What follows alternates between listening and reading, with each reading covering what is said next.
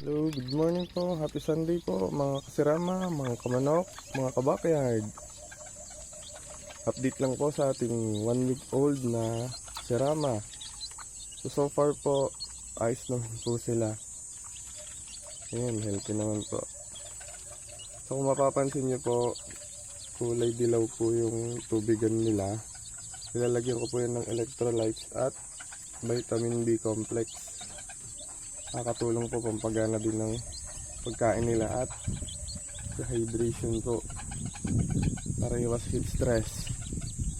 Tapos meron po tayo ditong bagong cock, Black Commando daw po. Bigay po nung aking bayaw na si Kuya Mike. Salamat Kuya Mike. May bago na naman kaalagaan.